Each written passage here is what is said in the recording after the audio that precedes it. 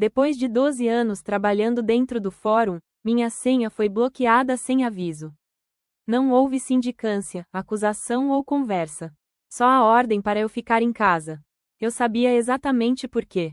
Dentro daquela vara, eu tinha começado a lembrar demais. Meu nome é Luciana, e eu trabalhei por quase 13 anos como escrevente judicial. Entrei no tribunal ainda nova, depois de passar em um concurso que, na época, parecia impossível. Estudei à noite, em apostilas usadas, conciliando trabalho temporário com a sensação constante de que talvez eu não fosse capaz. Quando vi meu nome na lista de aprovados, senti que tinha conquistado um lugar onde esforço finalmente valia alguma coisa. A vontade de trabalhar no judiciário não veio do nada. Antes mesmo de vestir o crachá, eu já conhecia o peso que uma decisão judicial pode ter na vida de alguém comum. Minha mãe passou por um processo simples, mas que se arrastou por anos.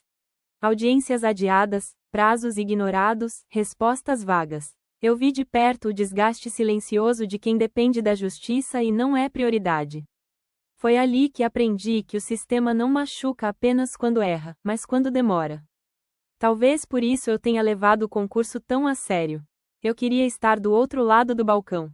Não para mudar o mundo, mas para garantir que alguém fosse tratado com atenção e respeito. Fui lotada em uma vara de família, onde descobri rápido que nenhum processo é só papel. Ali passavam histórias de separação, abandono, medo e disputa. Crianças esperando decisões que adultos empurravam por meses. Mães tentando ser ouvidas, pais tentando provar que ainda mereciam existir na vida dos filhos. O juiz titular era o Dr. Henrique, discreto, técnico, distante.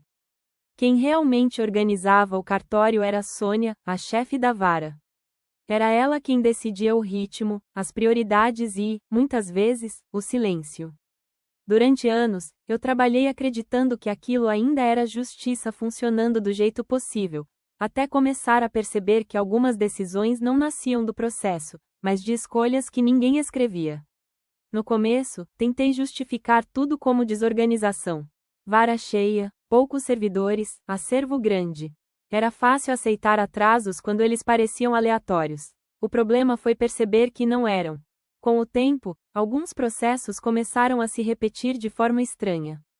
Pedidos urgentes ficavam semanas sem despacho. Processos simples voltavam várias vezes para pequenos ajustes, como se o objetivo fosse apenas ganhar tempo. Em contrapartida, ações quase idênticas recebiam decisões rápidas, diretas, quase automáticas. Passei a observar os documentos com mais cuidado. Laudos psicológicos apareciam citados de forma superficial. Pareceres do Ministério Público simplesmente não apareciam na fundamentação das sentenças, como se nunca tivessem sido juntados. Quando questionei Sônia sobre um processo parado havia meses, ela respondeu sem levantar os olhos da tela: "Esse não é prioridade agora."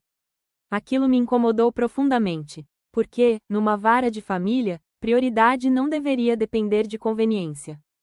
Criança não pode esperar decisão por afinidade. Foi ali que comecei a perceber que algumas prioridades não vinham do processo, vinham de fora. O processo de Carla entrou na minha rotina quase sem que eu percebesse. No início, era só mais um número entre tantos. Mas, com o tempo, eu me pegava voltando a ele sem necessidade técnica nenhuma. Carla pedia a guarda do filho de 6 anos. O pai atrasava a pensão, faltava às visitas e tinha registros de comportamento agressivo. Os laudos eram claros, o parecer do Ministério Público também.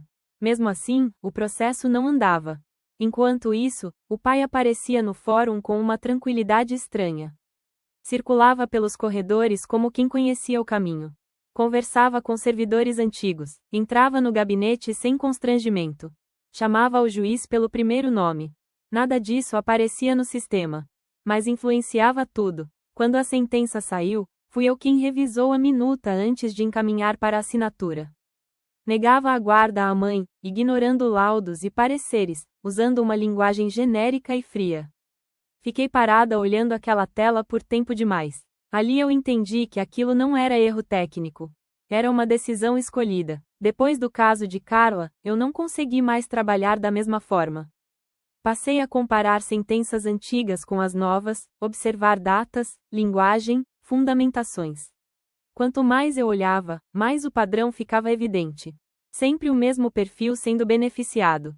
Sempre as mesmas omissões, sempre argumentos vagos para justificar decisões duras. Sempre silêncio quando as provas contrariavam o resultado desejado. Comecei a anotar datas em um caderno que nunca saía da minha bolsa. Guardava cópias de documentos, fotografava a tela do computador em momentos de descuido, com o celular escondido no colo. Não era coragem, era medo. Medo de um dia ser questionada e não conseguir provar, nem para mim mesma, que aquilo tinha acontecido. Confrontei Sônia com cuidado, falando apenas de dados objetivos. Ela ouviu em silêncio e respondeu: Luciana, você está se envolvendo onde não deve.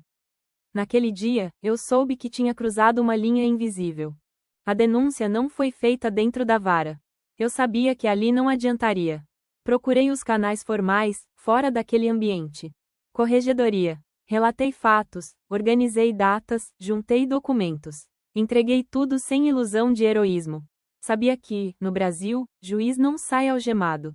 Mas também sabia que ficar calada me transformaria em cúmplice. A reação não veio como apuração imediata. Veio como isolamento. Passei a ser excluída das tarefas importantes. Tudo o que eu fazia era revisado com rigor excessivo. Meu nome desapareceu das minutas. Colegas passaram a evitar conversar perto de mim. Até o dia em que minha senha foi bloqueada. Sônia disse que era procedimento interno. O juiz não me recebeu. O recado era simples. O problema não era o que eu tinha visto. Era eu. O afastamento foi silencioso. Não houve documento formal, nem prazo, nem explicação clara. Eu simplesmente deixei de existir dentro daquela vara. Meu nome sumiu das listas internas, meu acesso continuou bloqueado e ninguém entrou em contato para dizer o que aconteceria a seguir. Nos primeiros dias, eu ainda acordava no horário de sempre, como se fosse trabalhar. O corpo demorou mais que a cabeça para entender que eu tinha sido retirada dali. Olhava o celular esperando algum e-mail, alguma convocação, qualquer coisa que me dissesse que aquilo era provisório. Nada veio. Meses depois, começaram os rumores. Não oficiais, mas perceptíveis para quem conhece o funcionamento interno do fórum. Comentários atravessados, conversas interrompidas quando eu me aproximava, informações que chegavam por terceiros.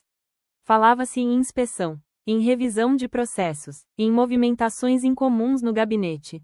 Pouco a pouco, processos antigos começaram a andar. Decisões que estavam paradas há meses foram revistas discretamente. Sem alarde, sem comunicado público. O caso de Carla voltou à mesa. Dessa vez, a sentença foi outra.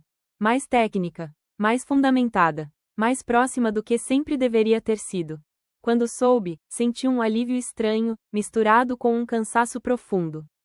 Não era vitória, era correção tardia. Pouco tempo depois, veio a confirmação que ninguém anunciou oficialmente. O Dr. Henrique foi afastado. O termo usado foi limpo, institucional, brasileiro como sempre, aposentadoria compulsória. Nenhuma explicação pública, nenhuma manchete, apenas um nome que deixou de aparecer. Sônia foi remanejada para outra unidade, longe daquela vara. Eu não voltei. Hoje, trabalho em outro setor do tribunal. Outro prédio, outros corredores, outra rotina. As funções são diferentes, as pessoas também, mas o silêncio institucional é o mesmo. Nunca me disseram oficialmente que a denúncia partiu de mim. Nunca confirmaram, nunca negaram.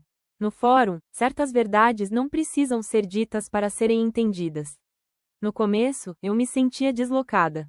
Como se tivesse sido transferida não apenas de unidade, mas de identidade. Eu não era mais a escrevente da vara de família.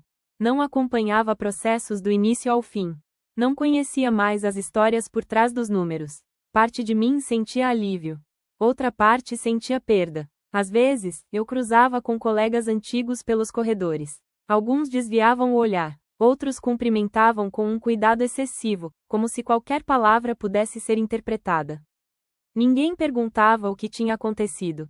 Ninguém comentava o afastamento do juiz. Era como se tudo tivesse sido absorvido pelo funcionamento normal do sistema. Em casa, o impacto demorou mais a passar. Passei meses revendo mentalmente decisões, frases, silêncios. Pensando se eu poderia ter feito algo diferente. Se teria sido mais fácil ficar quieta. Em alguns dias, a resposta parecia óbvia. Em outros, insuportável. O tribunal seguiu funcionando. Processos continuaram tramitando. Novas histórias chegaram. Outras foram esquecidas. O sistema não parou por causa de mim, nunca para. E foi ali que eu entendi que o que tinha mudado não era o tribunal. Era eu. Com o tempo, eu parei de esperar algum reconhecimento. Nenhum pedido de desculpas, nenhuma confirmação oficial de que eu tinha feito a coisa certa. O tribunal não funciona assim. Ele corrige rotas em silêncio e segue em frente como se nada tivesse acontecido. Continuei trabalhando, continuei cumprindo horários, continuei sendo parte do sistema. Mas já não era a mesma pessoa que entrou ali depois de passar no concurso cheia de expectativas. Algo tinha se quebrado, e, ao mesmo tempo, algo tinha se ajustado dentro de mim. Passei a entender melhor os colegas que escolhem não vereador. Não como pessoas ruins, mas como pessoas cansadas. O sistema ensina, todos os dias, que enxergar demais cobra um preço alto. Isola, expõe, fragiliza. O silêncio, em comparação, parece mais seguro. Ainda assim, eu sabia que não teria conseguido continuar se tivesse fingido que nada estava acontecendo. Não teria sido um afastamento administrativo que me destruiria, mas a convivência diária com aquilo que eu tinha entendido como errado. Às vezes, penso em Carla. Sei que a guarda foi concedida depois da revisão da sentença. Não sei como foi a vida dela depois disso. O judiciário nunca nos conta o que acontece depois que a decisão sai. Para o sistema, o processo acaba ali. Para as pessoas, não. Eu não salvei ninguém. Não corrigi o sistema. Não virei exemplo. Eu só me recusei a esquecer o que tinha visto. E, dentro do tribunal, isso já é mais do que o esperado. Algum tempo depois, precisei voltar ao fórum como visitante. Nada relacionado ao trabalho. Apenas atravessar aqueles corredores mais uma vez. O prédio era o mesmo. As paredes, os elevadores, o cheiro de papel antigo e café frio. Tudo exatamente igual. Só eu era diferente. Passei em frente à antiga vara. A placa ainda estava ali, agora com outro nome. Pessoas entrando e saindo, carregando pastas, reclamando de prazos, esperando decisões. A rotina seguia intacta, como se nada tivesse sido interrompido. Como se ninguém tivesse sido afastado. Como se nenhuma sentença tivesse sido revista. Fiquei alguns minutos observando. Pensei em quantas histórias continuavam passando por ali todos os dias. Quantas crianças esperando respostas. Quantas mães dormindo mal aguardando uma decisão. Quantas escolhas ainda sendo feitas longe dos autos. Ninguém me reconheceu. E isso, de alguma forma, foi um alívio. Na saída, sentei no banco do pátio interno onde eu costumava almoçar quando os dias estavam difíceis. Lembrei da jovem que passou no concurso acreditando que justiça era apenas cumprir o procedimento certo. Aquela versão de mim ficou para trás naquele prédio. Hoje, eu sei que o sistema não é abstrato. Ele é feito de pessoas. E pessoas escolhem. Eu não sei se faria tudo exatamente da mesma forma outra vez. Em alguns dias, acho que sim. Em outros, tenho certeza de que não. Mas sei que há coisas que, depois de vistas, não podem ser esquecidas sem custo. Talvez seja por isso que lembrar demais incomode tanto. Porque quem lembra quebra o acordo silencioso de fingir que não viu. E dentro do fórum, quebrar esse acordo nunca passa despercebido.